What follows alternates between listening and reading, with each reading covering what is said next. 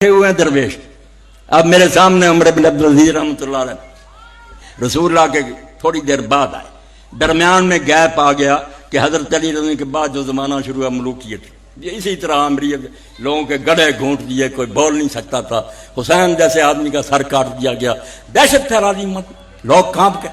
مگر اسی خاندان میں سے مروان کا پوتا پیدا ہو گیا، اور ایسا پیدا ہوا کہ نام بھی عمر تھا، اور باقی اس کے زمانے میں حضرت عمر جیسی عدالت اور انصاف دوبارہ بحال ہو گیا. 2 سال حکومت. مگر کس نسخے سے؟ اتنا بانکا تھا کہ بازاروں میں نکلتا تھا شہزادگی میں خوشبوئیں ایسی اعلیٰ کہ لوگ بعد میں پہچان لیتے تھے کہ عمر بن عبدالعزیز یہاں سے گزرا. عیاش، اور جو سوٹ خریدنے ملازم سے کہہ دینا کہ دکان پر سب سے مہنگا جو وہ لانا، اور وہ پہننا جو صبح کو پہنا شام کو نہیں پہنا. سال میں اس کی باری نہیں آتی تھی. اتنا فضول خرچ. جب بغیر مانگے بغیر خواہش کے اس کے گڑے میں امت نے یہ خلافت ڈال دی کہ ہم تجھے حکمران پسند کریں. اور اب ذرا سا صبر کر لیں، کس ماں کا بیٹا تھا، کس کی گود میں پلا تھا. اب یہ مائیں جو ہم دے رہے ہیں بچوں کو، ان سے عمر بن عبدالعزیز کیسے پیدا ہوں گے؟ ایکٹریس ہیں، ایکٹر ہی پیدا ہوں گے نا. حرامی جنم لیں گے، پھر ہم روئیں گے. بچے عزم نہیں. ذرا دیکھیں کہ حضرت عمر رضی اللہ تعالیٰ جو اصل خلیفہ تھے، پہلے حضور علیہ السلام کے ساتھی، بازار میں رات کو گھوم رہے، دیکھتے تھے رعایا کے حالات. صبح ہونے کو تھی، ایک مکان کے پاس سے گزر رہے تھے. ایک ماں اپنی بیٹی سے کہہ رہی، بیٹا فجر ہونے والی ہے، دودھ خریدنے والے نے آنا ہے، ذرا دودھ میں تھوڑا سا پانی ملا دے، پیسے ذرا زیادہ مل دیں. اس بچی نے کہا، ماں تو نے سنا نہیں امیر المومنین عمر رضی اللہ عنہ نے اعلان کرایا کہ دودھ میں کوئی شے نہ ملاؤ، خالص دودھ بیچو. تو عورت کہنے لگی، ماں کیوں عمر دیکھتا ہے، وہ یہاں موجود ہے، ملا. اس نے کہا، عمر نہیں دیکھتا، عمر کا خدا دیکھتا ہے.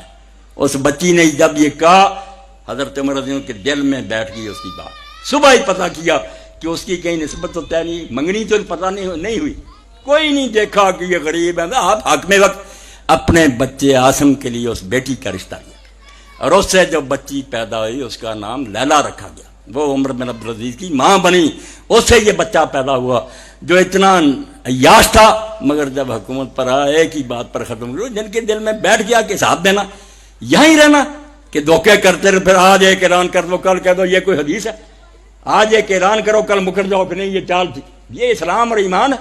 اللہ کے رسول کے ساتھیوں کی بات سنیں کہ عمر بن عبدالعزیز رحمۃ اللہ علیہ اپنی بچیوں کے پاس گئے، مغرب کی نماز پڑھنے کے بعد گھروں میں گئے. ہر بچی نے اپنے منہ پر کپڑا لے کر اور دوسری طرف منہ کر بات کا جواب دیا. حضرت عمر بن عبدالعزیز نے پوچھا، بیٹا میرے منہ سے بو آ رہی ہے، یہ کیا وجہ ہے کہ تم منہ پر کپڑا لیتی ہو، دوسری طرف منہ کر لیتی ہو، کیا سبب؟ اب خلیفہ جو سندھ سے لے کر اسپین تک کا حکمران تھا، اس کی بچیوں نے کہا، ابا جی آپ جو گزارا ہمیں دیتے ہیں اس میں سوائے پیاز کے ہم روٹی نہیں کھا سکتے. پیاز کی وجہ سے ہمارے منہ میں بو آ رہی ہے، اس لیے ہم آپ کے ساتھ کیسے بات کریں. عمر بن عبدالعزیز کی آنکھوں میں آنسو آ گئے. خزانے ان کے قبضہ میں، مگر سمجھے سے یتیم کا مال ہے، میں ایک پائی نہیں لے سکتا حکم کے بغیر، کس طرح عیاشی کروں. آپ نے فرمایا، بیٹا میں دیکھتا ہوں کہ تم ایک حکمران کی بچیاں اور ہماری تمہارا حال یہ، مگر یہ میری سفید داڑھی قیامت کے دن اللہ کے رسول کے سامنے رسوا نہ کرو. میں وہاں شرمندہ نہیں ہونا چاہتا.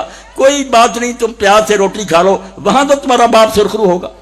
عید کا موقع آیا تو گھر میں آئے، بچے ضد کر رہے تھے کہ لوگوں کے بچوں نے اچھے کپڑے پہنے ہیں، ہم میرے پھٹے ہوئے. بیوی نے کہا، وہ بھی ایک خلیفے کی بیٹی تھی عبد الملک کی، 2 بھائی ولید اور سلیمان حکم کر گئے، اب خامد حاکم تھا. اس نے کہا، امیر میں بچے ضد کر رہے ہیں، آپ ان کے لیے عید کے موقع پر کوئی کپڑے تیار کریں. تو عمر بن عبدالعزیز نے کہا، فاطمہ اگر کچھ بچایا تو ان کے لیے بنا دے. اس نے کہا، کیا بناؤں؟ آپ روزینہ ہی اتنا لیتے ہیں کہ اسے روٹی نہیں پکتی، ان کے کپڑے کیا بناؤں؟ آپ نے بنایا، اچھا ایک تجویز سوچی ہے، لکھ دیا پروانہ. کیشیئر کے نام خازن جو بیت المال کا انچارج تھا اس کو لکھا کہ 1 مہینے کی تنخواہ پیش کی مجھ کو دے. اسلامی حکومت کو حکومت ہے، کانٹوں میں لیٹنے کا معاملہ، کچھ نہیں فائدہ. رعایا اچھے حال میں، خلیفہ تنگ. اس نے جواب میں لکھا اوپر یہ آبجیکشن لگا دیا کہ امیر المومنین مجھے کوئی اعتراض نہیں، میں 1 مہینے کی تنخواہ دے دیتا ہوں پیش کی، مجھے گارنٹی دیں کہ آپ 1 مہینہ زندہ رہیں گے اور حکومت کا کام کریں گے.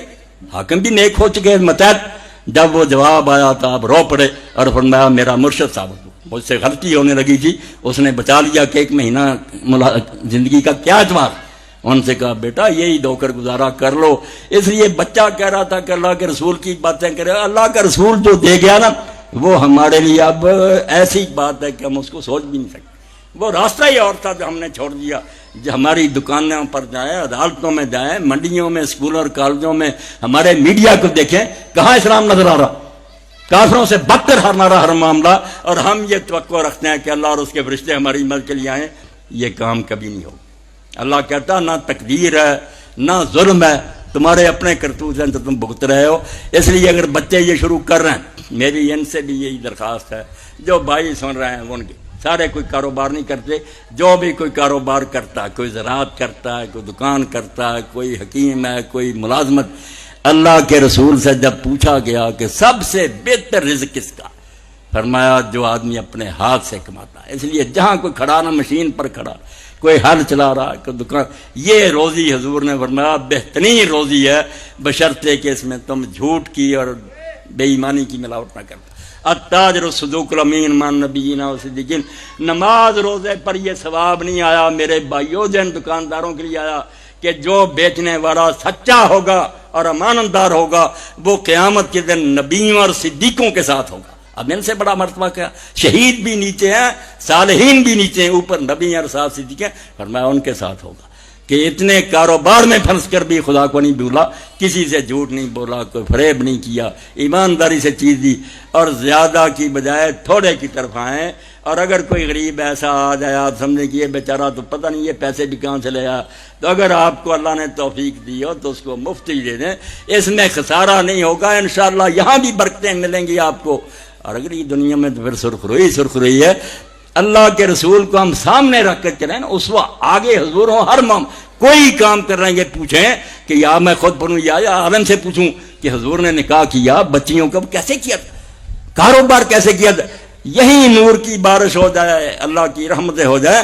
جب آپ کو ہم نے چھوڑ دیا، اللہ کا کسی سے کوئی رشتہ نہیں، اللہ کا ہم سے رشتہ صرف محمد مصطفیٰ صلی اللہ علیہ وسلم کی وساطت سے. ان کو مانیں گے. میں نے پہلے بھی اقبال کا شعر پڑھا کہ محمد سے وفات تو نے تو ہم تیرے ہیں، یہ جہاں چیز ہے کیا لوہ کرم تیرے ہیں. اور یہ سارے جو کر رہے ہیں نا، کہیں خاکے چھاپتے ہیں، کہیں ہمیں دہشت کر کے، کیا ہے ان کا فلسفہ؟ ایک ہی علامہ اقبال نے نظم لکھی تھی کہ ابلیس کا پیغام اپنے سیاسی فرزندوں کے نام. آج سے 50 سال پہلے اس وقت بتا دیا تھا کہ ان کی اسکیمیں کیا. اسکیم یہ ہے، یہ فاقہ کش کے موت سے ڈرتا نہیں ذرا پروگرام انہوں نے بنایا. یہ کوئی خبر نہیں ہو گیا کہ ایران میں آ گئے، عراق میں پرانے منصوبے. ارادہ کیا کہ حضور کے نام لیوا ختم ہو جائے. سوچا کیا بے ایمانوں نے؟ ہمارے بارے میں کہتے ہیں یہ فاقہ کش کہ بھوکے رہ لیتے ہیں یار مسلمان. یہ فاقہ کش کے موت سے ڈرتا نہیں ذرا. نہ بھوکے رہنے سے انہیں کوئی ڈر ہے، نہ جان دینے سے ڈر ہے. روح محمد اس کے بدن سے نکال دو.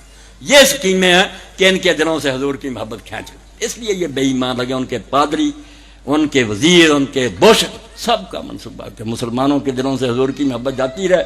اور جب محبت نبی علیہ السلام کی جاتے رہے گی، نہ دنیا ہماری سنورے گی نہ آخرت سنورے گی. خاسرت دنیا والآخرہ. اگر چاہتے ہو کہ کوئی ترقی نصیب ہو، کامیابی نصیب ہو، ایک ہی نسخہ. اس محفل میں بیٹھے نوجوان فیصلہ کریں، بوڑھے کریں کہ اتنی عمر گزر گئی ہے. اب جب کان میں آواز آئی، کس کی آواز؟ حیا علی الصلاۃ. حیا کس کے حکم سے یہ اعلان کر رہا؟ اللہ کے رسول علیہ السلام بلا رہے ہیں. ابھی آپ کو کوئی تھانے دار بلائے نا، کوئی چودھری بلائے، کون انکار کرتا؟ آپ بھاگے جاتے ہیں. یہ اللہ کا رسول سرور کائنات بلا رہا ہے، آپ ہلتے نہیں. اسی لیے اللہ کے رسول نے صاف اعلان کر دیا بین الکفر ورب ترک الصلاۃ. بندے کے اور کافر ہونے کے درمیان صرف جو لکیر ہے وہ نماز کا چھوڑنا. نماز جب کوئی چھوڑ دیتا، لا دین لمن لا صلاۃ لہ. جب نماز نہیں ہوتی وہ کیا دین ہے؟ 5 وقت نافرمانی خدا کی کرتا ہے اور اس نے حکم کیا ماننا. اس لیے آج کی محفل میں اور آپ کوئی شرم نہ محسوس کریں کہ ہم تو مسجد میں پہلے نہیں جاتے تھے، لوگ کیا نہیں. ابھی سے فیصلہ کریں کہ اب جو زندگی گزرے گی وہ عقائد عالم، فخر بنی آدم، سرور کائنات، فخر موجودات حضرت محمد رسول اللہ صلی اللہ علیہ وسلم کی اطاعت میں گزرے گی. ہم وہ کام کریں گے جو اللہ کے رسول نے کہا. پھر انشاءاللہ برکتیں ہی برکتیں ہیں.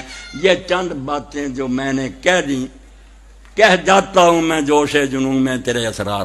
مجھ کو بھی صلاح دے میری آشفتہ طریق، میرے اس پاگل ہونے کا مجھے کوئی بدلہ دے دینا، کوئی ایک دو بندے بھی نکل آئے تو میں سمجھوں گا یہ مجلس جو ہے بابرکت ثابت ہوئی، اور اگر بے اثر رہ گئی تو میں نے بہرحال آپ تک بات پہنچا دی ہے، آگے معاملہ آپ کے ہاتھ میں ہے اور فیصلہ دن قیامت کے اللہ کے حضور ہوگا۔